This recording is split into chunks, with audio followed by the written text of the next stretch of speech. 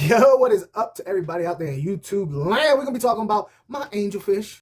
More so, my angelfish tank mates, which I don't think most of y'all have ever seen before.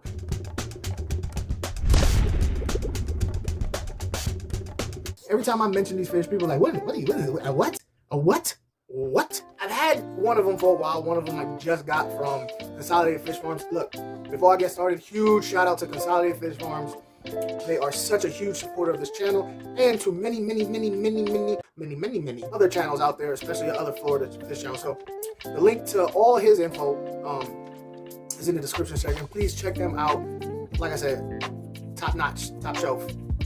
Dan is the man. So yeah, I got me these fish. A friend of mine had got them from Dan a while back. I haven't seen him have it ever since. And I've watched this fish grow in my friend's tank, and I had to have him the first chance I got. And it's been it's been about 2 years. Yeah, fish don't last long in his shop. So unfortunately, I live like 45 minutes away.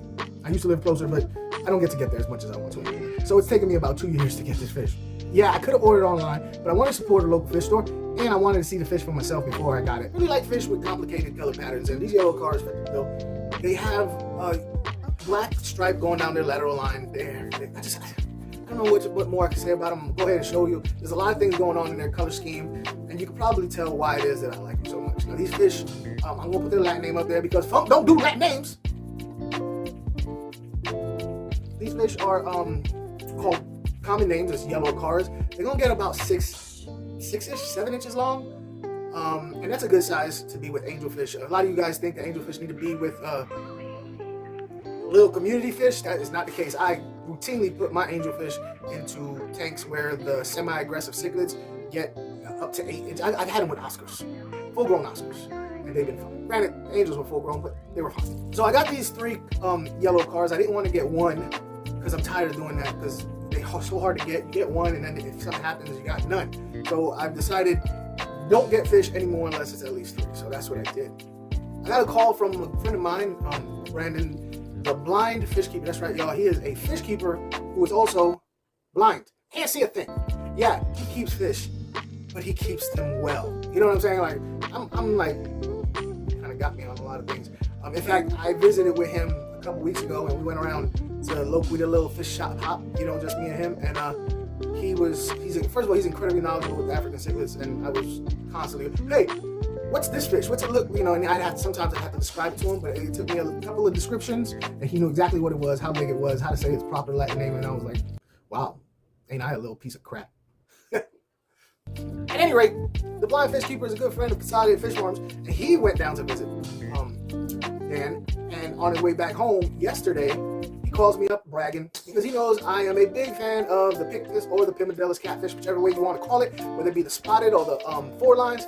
I love that type of fish, especially for the type of fish that I keep, which is semi-aggressive to aggressive cichlids that grow to about 8 inches, 5 to 8 inch mark. I love those. I think that's the perfect fish for most people who cannot have humongous tanks. 75 gallons, you have such a wide variety of impressive colors, impressive size, and impressive attitudes of fish.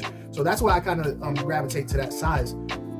But finding bottom feeders sometimes could be problematic. Like for instance, because you say the word cichlid tank, people automatically want to gravitate to like a red-tailed catfish. Don't do that at all. Red-tailed catfish get way too big for 75. So you gotta find fish that get into that 5 to 8 inch range with the catfish, and the PICTUS or PIMODELLA catfish, whatever you want to call it. Those fit the bill. They're not that hard to find, except for the ones I have, and they do very well. They're not hidey fish. A lot of times you get a catfish and they don't hide all the time. These fish, once they get comfortable, which it doesn't take them long, come out regularly in daylight scavenging for food. Now, because of their don't mess with me, I won't mess with you attitude, that makes them ideal for semi-aggressive and aggressive cichlids. Enough about those catfish. We're gonna talk about a catfish I do have. I got me, they called it, what they called it at Consolidated Fish Farms, they called it a 1-line PIMODELLA or PICTUS catfish. But, and I'm putting the Latin name to this too, it actually has multiple names. I kind of like the peaceful PIMODELLA or peaceful PICTUS. That's another common name that I found floating around, so I think I'm gonna go with peaceful. And I did a no-no, y'all. I did a no, and I'm gonna tell you why I did a no. First of all, I didn't quarantine. I didn't quarantine at all. I dropped them suckers right in the tank, from the bag to the tank. Splash. Why? Because I'm just like you, and sometimes we got stuff to do. We're impatient, and you don't have a tank set up. Let's be real. Look, Brandon told me about it yesterday. I got him today. I didn't have a tank set up for him, so I dropped him in the tank. Let me tell you why. I'm not feeling that well. All right. Recently, I had a little procedure done in my kidney area, and they had to put cameras and tools up. Mind you, they're trying to get to my kidneys. So those anatomy students out there, people who know what they're talking about anatomy, you kind of know what entry passage they took. They had to put camera and tools up somewhere God never intended cameras and tools to go. And I'm still kind of a little, so I didn't have a you know what? I don't have to explain. Sometimes I just don't do it. I know I might say you should do it all the time, but none of us do. Let me give you a little tip.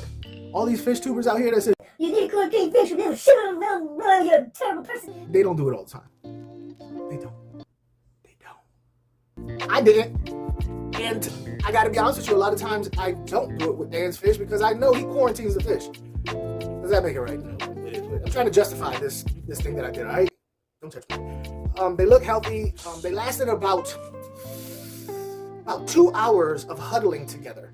And then I was curious because Brandon told me that his was eating the same day. I dropped some food in there and they all scattered and started going to town on this food. That's another thing. I have the sandy bottom. I really wanted to have something to churn up the sand. So these guys I think are gonna fit the bill. I have noticed that they seem to like to huddle together. So I think they're a type of shoaling fish. I don't know. I'm going to do more research about them. They were totally impulse get. Once again, Consolidated Fish Farms keeps feeding my addiction, one fish at a time. You ought to be ashamed of himself for enabling me.